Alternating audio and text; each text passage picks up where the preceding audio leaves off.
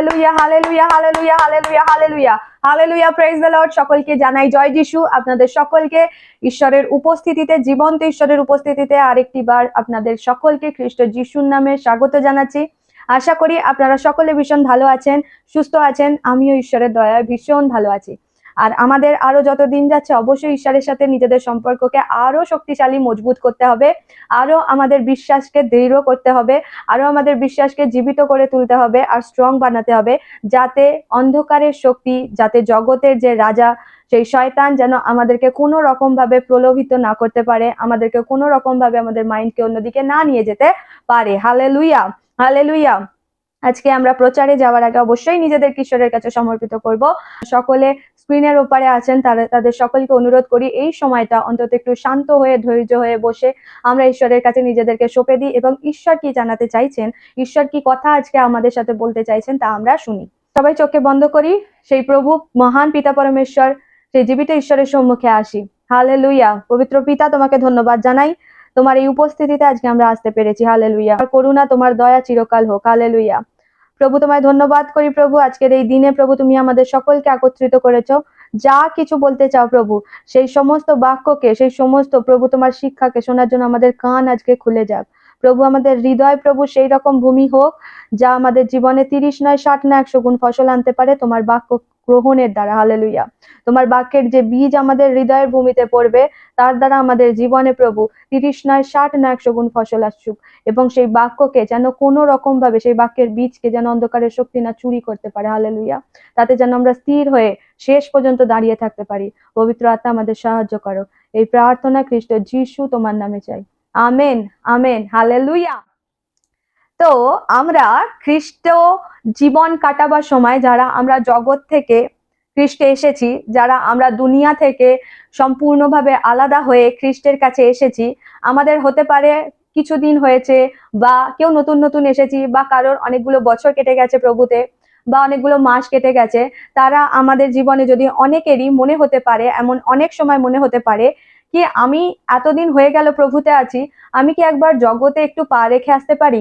আমি অনেক দিন হয়ে গেল জগৎ থেকে, আমি তো দূরে আছি, কিন্তু জগতে আমার যারা আত্মীয় স্বজন আছে, যারা পরিবার আছে, যারা বন্ধু বান্ধব আছে, এমন অনেকে আছে যারা আমার পরিচিত, তারা তো জগতে খুব আনন্দ করছে, জগতে খুব হইহুল্লা করছে, জগতে ভীষণ ভালো আছে, তারা মজা করছে, নিজের লাইফকে এনজয় করছে। কিন্তু আমি যখন থেকে প্রভুতে এসেছি, অনেক রুলস আছে, অনেক রেস্ট্রিকশন আছে। হালেলুয়া। আমি সেগুলোর মধ্যে বাধা পড়ে গেছি।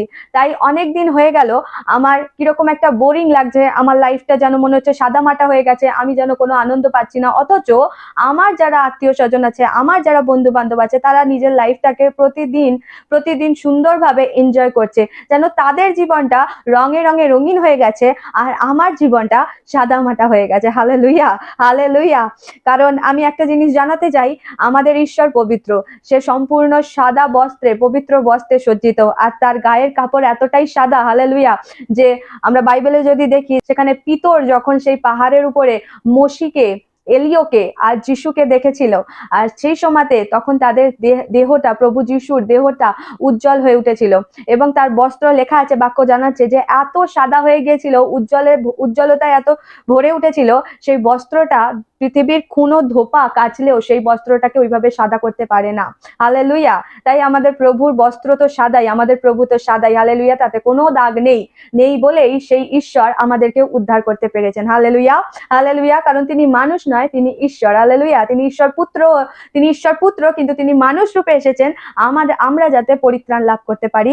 তিনি সাদা ছিলেন বলেই, তিনি পবিত্র ছিলেন বলেই, তিনি নিখুঁত ছিলেন বলেই আমাদেরকে সমস্ত পাপ থেকে, সমস্ত খুঁত থেকে তিনি সম্পূর্ণরূপে বের করে নিয়ে এসে তার সামনে তিনি দাঁড় করাতে সক্ষম হয়েছেন। আমেন। হালেলুয়া। এবারে আসি মেন কথায়, যেখানেতে আমাদের মনে হতে পারে কখনো কখনো, আমাদের প্রিয় ভাই বোনেদের কখনো কখনো মনে হতে পারে যে জগতে কি আমি একটু যেতে পারি, জগতের আনন্দে বা জগতের উৎসবে আমি কি একটু আমার নিজেকে গা ভাসাতে পারি, সেখানেতে জগতের বন্ধু বান্ধবদের সাথে আমি কি সময় কাটাতে পারি? অবশ্যই বাইবেল বলছে যে যারা আছে তাদেরকে সুসমাচার দিতে বলছে। সমুদয় জগতে, সমুদয় জায়গাতে ঈশ্বর বলছেন যাও, জাতি জাতির কাছে যাও, সুসমাচার প্রচার করো। কিন্তু এই নয় যে তাদের চাল চলন যদি অন্ধকারের সাথে মিল খায়, আর আপনি আলোর দুনিয়ায় আছেন, তাহলে অবশ্যই আলো আর অন্ধকার কখনো এক হতে পারে না, বাইবেল এটাও জানাচ্ছে। হালেলুয়া। তাই আমরা একটা ছোট্ট বাক্য দেখব, যেখানে প্রথম যোহন তার 2 অধ্যায়ে 15 নম্বর পদ থেকে যদি আমরা পড়ি তাহলে সেখানে দেখতে পাবো বাক্য এই প্রকারে জানাচ্ছে, তোমরা জগৎ এবং জগতের কোনো কিছু ভালোবেসো না। হালেলুয়া। তাই আমি যদি ঈশ্বরের কাছে এসেছি, আমি যদি ঈশ্বরকে ভালোবাসি, আমি যদি বাইবেল অধ্যয়ন করছি, আর আমি যদি চাইছি যে আমি স্বর্গরাজ্যে যাব এবং ঈশ্বর আমাকে যেন গ্রহণ করেন এবং ঈশ্বর যেন আমার জীবনকে দেখে সন্তুষ্ট হন, তাহলে আমাকে কি করতে হবে? সাফ সাফ বাইবেল বলে দিচ্ছে যে তোমরা জগৎ এবং জগতের মধ্যে জগতের কোনো কিছুকে ভালোবেসো না। এবং সেই কোনো কিছুটা কি আমরা আরো ক্ল্যারিফাই করি, যেখানে বাক্য বলছে, যদি কেউ জগৎকে ভালোবাসে তবে সে পিতাকে ভালোবাসে না। হালেলুয়া। কারণ জগতের মধ্যে যা কিছু আছে, দেহের কামনা, চোখের লোভ এবং সাংসারিক বিষয়ে অহংকার, এর কোনোটাই পিতার কাছে আসে না, জগৎ থেকেই আসে। জগৎ ও জগতের কামনা বাসনা শেষ হয়ে যাচ্ছে, কিন্তু ঈশ্বরের ইচ্ছা যে পালন করে সে চিরকাল থাকবে। Amen, hallelujah. এখানে স্পষ্টভাবে বাক্য বলছে যে জগৎ আর জগতের কামনা বাসনার দ্বারা যে চালিত হয়, তাহলে সে কি হবে? সে শেষ হয়ে যাবে। কারণ এই জগৎ থাকবে না, জগতের কোনো কিছুই থাকবে না। কিন্তু যে ঈশ্বরের বাক্যে চলবে, যে ঈশ্বরের ইচ্ছাকে পূরণ করবে, সে চিরকাল জীবিত থাকবে। কারণ আমাদের ঈশ্বর চিরজীবন্ত। হালেলুয়া। তিনি অনন্তকালের ঈশ্বর, তিনি আদি, অন্ত। হালেলুয়া। তিনি আলফা, তিনি ওমেগা। তাই তার কথা শোনা আমাদের কাছে লাভের, অতিরিক্ত লাভের, জগতের দুদিনের আনন্দের চেয়ে। হালেলুয়া। কারণ বাক্য এই প্রকারে জানাচ্ছে, আমরা যদি জগৎ থেকে বেরিয়ে এসেছি সেখানে না যাই। কারণ যখন জগতে ছিলাম আমরা দেখেছি জগৎ অনেক ক্লেশে পূর্ণ। জগৎ হয়তো দুদিনের আনন্দ দেবে, কিন্তু তার বদলে সারা জীবনের সুখকে, সারা জীবনের শান্তিকে সে ছিনিয়ে নেবে। সে হয়তো দুদিনের আপনাকে আমোদ প্রমোদ করাবে, কিন্তু পাপের বোঝা আপনাকে সারা জীবন বয়ে বেড়াতে হবে। হালেলুয়া। তাই বাক্য এই প্রকারে জানাচ্ছে, প্রথম পিতর 19 অধ্যায় যদি দেখি, প্রথম পিতর তার 1 অধ্যায়ে 19 নম্বর পদ যদি দেখি, তাহলে সেখানে দেখতে পাবো বাক্য জানাচ্ছে, তোমাদের মুক্ত করা হয়েছে নির্দোষ ও নিখুঁত মেয়ে শিশু যীশু খ্রিস্টের অমূল্য রক্ত দিয়ে। তার 18 নম্বর পদে বলছে, তোমরা জানো জীবনের পথে চলবার জন্য তোমাদের পূর্বপুরুষদের কাছ থেকে পাওয়া বাজে আদর্শ থেকে সোনা বা রূপার মতো ক্ষয় হয়ে যাওয়া কোনো জিনিস দিয়ে তোমাদের মুক্ত করা হয়নি। তোমাদের মুক্ত করা হয়েছে নির্দোষ ও নিখুঁত মেয়ে শিশু যীশু খ্রিস্টের অমূল্য রক্ত দিয়ে। Amen, hallelujah, hallelujah. সেই কারণে আমরা যেন আমাদের নিজেদেরকে ঈশ্বরের বাক্যে নিজেদেরকে সাজাই, আমাদের জীবনটা যেন ঈশ্বরের বাক্যের মধ্যে দিয়ে তৈরি করি। হালেলুয়া। কারণ বাক্য জানাচ্ছে, কেন আমরা এত নিজেদেরকে ঈশ্বরের বাক্যে রাখবো? কেন আমরা জগতের আমোদ প্রমোদে গা ভাসাবো না? কেন আমরা একটু হলেও সেই জগতের আনন্দে, জগতের আলোতে, মিথ্যে আলোতে আমরা এতটুকু পা রাখবো না?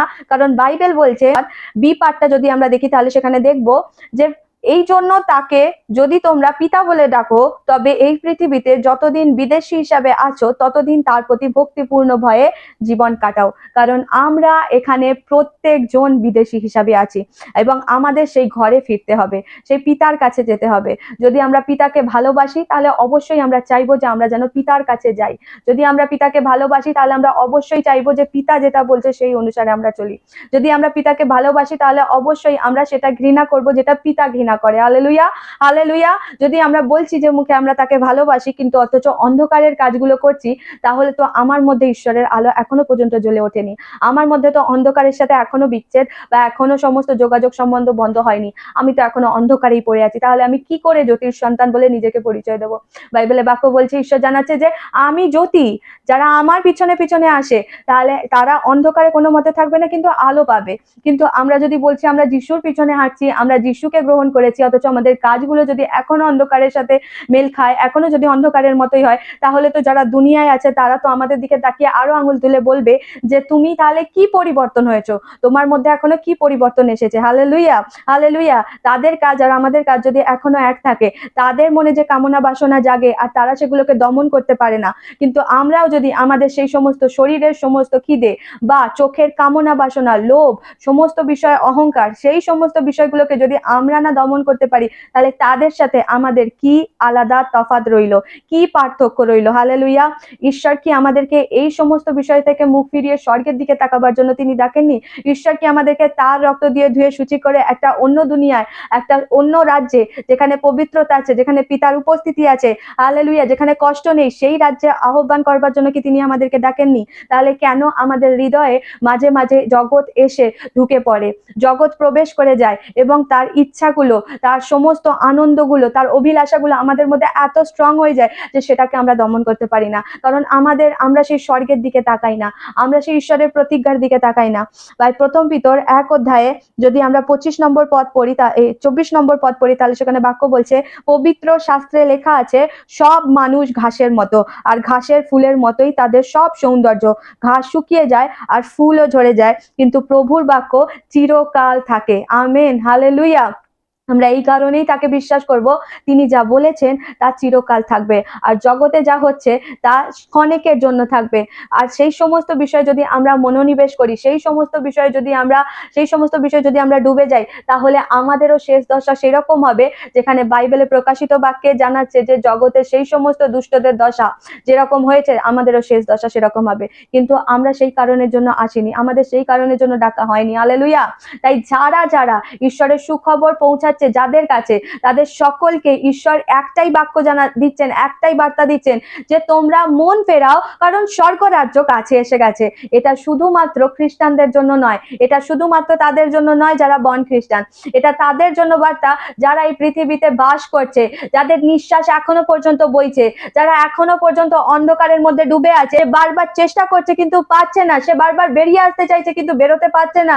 হালেলুয়া। এই সুখবর তাদের জন্য, এই সুখবরের বার্তা তাদের কাছে পৌঁছানোর জন্য, যে তাদেরকে ঈশ্বরের বাক্য বারবার জানাচ্ছে যে তোমরা মন ফেরাও, তোমরা জগতে মিশে থেকো না, তোমরা জগতের মধ্যে পড়ে থেকো না, জগতের কোনো কিছুকে তোমাদের উপর এত স্ট্রং ভাবে রাজত্ব করতে দিও না, কারণ দেখো স্বর্গ রাজ্য কাছে এসে গেছে। Hallelujah, hallelujah. কারণ যে জগতে থাকে আর জগতের এই সমস্ত বিষয়কে আপন করে নেয়, সে জগতের, সে ঈশ্বরের হতে পারে না। আর যে জগতের, সে ঈশ্বরের শত্রু, কারণ জগৎ ঈশ্বরের শত্রু। হালেলুয়া। জগৎকে যে ভালোবাসে সে ঈশ্বরকে ভালোবাসতে পারে না। যে জগতের থেকে নিজেকে সন্তুষ্ট করতে চায়, সেই ঈশ্বরকে সন্তুষ্ট করতে কোনোদিনও পারবে না। হালেলুয়া। তাই আপনি যদি প্রথমে নিজেকে মনে করেন যে আমি ঈশ্বরেতে থাকবো, ঈশ্বরেতে চলবো, ঈশ্বরকে সন্তুষ্ট করব, আপনার প্রথম জীবনটা সাদা মাটা লাগতে পারে, আপনার প্রথমেতে কোনো স্বাধীন খাবারের মতো নিজের জীবনটা লাগতে পারে, কিন্তু পরিণাম তারপরে অনেক বড় কিছু আছে। হালেলুয়া। শেষে তার পরিণাম অনেক বড় কিছু আছে। রোমিও 8:28 সেই প্রকারে জানাচ্ছে যে খ্রিস্টের জন্য সব কিছু, খ্রিস্টের মধ্যে যারা যা কিছু করছে, খ্রিস্টের থেকে যারা যা কিছু করছে, অর্থাৎ তারা যদি কষ্ট সহ্য করছে, তারা যদি অপমানকে সহ্য করছে, তারা যদি লোকের নিন্দাকে সহ্য করছে, তারা যদি প্রতিনিয়ত নিজের জীবনে আনন্দকে খুঁজে পাচ্ছে না, অথচ তবুও প্রার্থনা করছে, নিজের জীবনে মারছে, কুটছে, অর্থাৎ বাক্যের দ্বারা নিজের জীবনকে সাজাচ্ছে, নিজের জীবনকে পবিত্রতায় রাখছে। হালেলুয়া। বাক্য এই প্রকারে জানাচ্ছে সবকিছু মিলে তার জন্য ভালোকে উৎপন্ন করছে, সবকিছু মিলে একসাথে তার জন্য ভালোর জন্য কাজ করছে। হালেলুয়া। কারণ বাক্য এই প্রকারে জানাচ্ছে, আপনি যে আনন্দ খুঁজতে চাইছেন, আপনি যে সুখ খুঁজতে চাইছেন, আপনার চিন্তার থেকেও, আপনার চোখে দেখার থেকেও, আপনার মনে কল্পনা থেকেও অধিক সুখ আপনার জন্য আপনার পরম পিতা, পবিত্র পিতা আপনার জন্য সাজিয়ে অলরেডি রেখে দিয়েছেন। তিনি জানাচ্ছেন যে জিরোমিও 29:11 তিনি বলছেন, আমি তোমার জন্য যা পরিকল্পনা করছি তা প্রত্যেকটা মঙ্গলের, একটাও অমঙ্গলের নয়। হালেলুয়া। প্রত্যেকটা মঙ্গলের, একটাও অমঙ্গলের নয়। কি করে তার কথা বিশ্বাস করব? কারণ বাক্য জানাচ্ছে সব ঘাস শুকিয়ে যাবে, ফুল ঝরে যাবে, কিন্তু ঈশ্বরের বাক্য চিরকাল জীবিত থাকবে। হালেলুয়া। তিনি বলেছেন যখন, তিনি চিরকাল তার বাক্য জীবিত থাকবে, তিনি কথা রাখবেন। হালেলুয়া। তিনি মানুষ নন, তিনি সময় নয় যে ঋতুর মতো পরিবর্তন হয়ে যাবে। হালেলুয়া। সময় যেমন পরিবর্তন হয়, ঋতু যেমন বদলে যায়, তিনি সেরকম নন। তিনি ঈশ্বর, তিনি চিরকাল একই রকম থাকার ঈশ্বর। হালেলুয়া। তিনি যেটা বলেন তিনি সেটা করেন। তাই তিনি যখন বলছেন যে আপনি মন ফেরালে তাহলে আপনার জন্য স্বর্গরাজ্য কাছে এসে যাবে, এবং আপনার জন্য ঈশ্বরের কাছে একটা উত্তম পরিকল্পনা আছে। হালেলুয়া। যখন আপনি তার পথে হাঁটবেন, যখন আপনি তার সাথে অ্যালাইনমেন্টে চলবেন, তখনই তার যে পরিকল্পনা আপনার জন্য তিনি তৈরি করে রেখে দিয়েছেন আপনার জন্মের আগে থেকে, তিনি সেই পরিকল্পনাকে আপনার জীবনে ফুলফিল করবেন। হালেলুয়া। তাই আমরা জগতে না চলি। হালেলুয়া। তাই আমরা জগতের মধ্যে পা না বাড়াই। হালেলুয়া। জগৎ সংসার দুদিনের আনন্দ দেয়, কিন্তু আপনার জীবনে সারা জীবনের জন্য অভিশাপকে ডেকে নিয়ে আসে। জগৎ আর জগৎ সংসারের সমস্ত কার্যকলাপ ঈশ্বরের কার্যকলাপের সাথে মিল খায় না, ঈশ্বরের বাক্যের সাথে মিল খায় না। তাই আমার প্রিয় বন্ধুরা, তাই আমার প্রিয় ভাই বোনেরা, আমি আপনাদেরকে আজকে জানাতে চাইছি, খ্রিস্ট যিশুর নামে আমন্ত্রণ জানাতে চাই সেই স্বর্গ রাজ্যে, সেই খ্রিস্টের সাথে একসাথে বসে হালেলুয়া আনন্দ করবার জন্য আমি আপনাদেরকে আমন্ত্রণ জানাতে চাইছি। হালেলুয়া। কারণ এখানের জীবন আপনার মনে হতে পারে যে কিছু নেই, কিন্তু আপনি যদি চলতে থাকেন, হালেলুয়া, আপনি এই পৃথিবীতে ঈশ্বরের উত্তম পরিকল্পনা যা আপনার জন্য রেখেছেন তিনি রেখেছেন আপনার জন্য তা আপনি এই পৃথিবীতে থাকতে থাকতেই দেখতে পাবেন। তাহলে দাউদ এইভাবে বলতো না যে তুমি আমার শত্রুদের মধ্যে আমার সামনে খাবারে সাজানো টেবিল সাজিয়ে রাখবে, আর আমার মাথায় তেল দেবে, আর আমার পেয়ালা উপচে যাবে। Hallelujah, hallelujah. তিনি করেন আর তিনি করবেন, আজও করতে পারেন। হালেলুয়া। তিনি আপনার শত্রুদের সম্মুখে খাবারে সাজানো টেবিল সাজিয়ে রাখতে পারেন। হালেলুয়া। তিনি দাউদকে যেভাবে বিজয় দিয়েছেন, হালেলুয়া, তিনি আপনাকেও বিজয় দিতে পারেন। তিনি যোসেফকে যেভাবে বন্দি দশা থেকে, সেই জেলখানায় বন্দি থেকে তিনি বাইরে বের করে তিনি সিংহাসনে বসিয়েছেন, মুকুট দিয়েছেন, হালেলুয়া, ঠিক সেইভাবেও তিনি আপনার আর আমার জীবনে করতে পারেন। হালেলুয়া। আপনার আর আমাকে বিশ্বাসের পারদটাকে আরো উঁচুতে করতে হবে, বিশ্বাসের আমাদের লেভেলটাকে আরো হাই করতে হবে। হালেলুয়া। তার উপরে চোখ বন্ধ করে বিশ্বাস করে আর তার পথে সম্পূর্ণরূপে নিশ্চিন্ত হয়ে আর সুস্থির হয়ে বিচলিত না হয়ে চলতে হবে। তবেই আপনি গিয়ে তার যে পরিকল্পনা আপনার জন্য তিনি রেখেছেন, আপনি আপনার জীবনে ফুলফিল হতে দেখতে পাবেন। হালেলুয়া। কারণ আমাদের সময় আর ঈশ্বরের সময় এক নয়। ঈশ্বর যে সময় রেখেছেন সেটা বেস্ট সময়। হালেলুয়া। তাই আপনার আর আমার যখন প্রয়োজন ছিল, ঠিক সেই সময়তেই তিনি এসে আপনার আর আমার হাতটা ধরেছেন। তার আগেও না, তার পরেও না, ঠিক একদম এক্সাক্ট যে সময় প্রয়োজন ছিল সেই সময় এসেই তিনি হাতটা আমাদের ধরে নিয়েছেন। আর তিনি এভাবে বলছেন, আমি তোমায় কখনো ছাড়বো না, কখনো পরিত্যাগ করব না। দেখো, আমি তোমার সঙ্গে সঙ্গে আছি, যুগের অন্ত পর্যন্ত আমি তোমার সঙ্গে সঙ্গে আছি। হালেলুয়া। এমন প্রতিজ্ঞা করার মতো আর কেউ নেই, কখনো থাকবেও না, সেই ঈশ্বর ছাড়া। হালেলুয়া। তাই আপনাদের সকলকে আমি অনুপ্রেরণা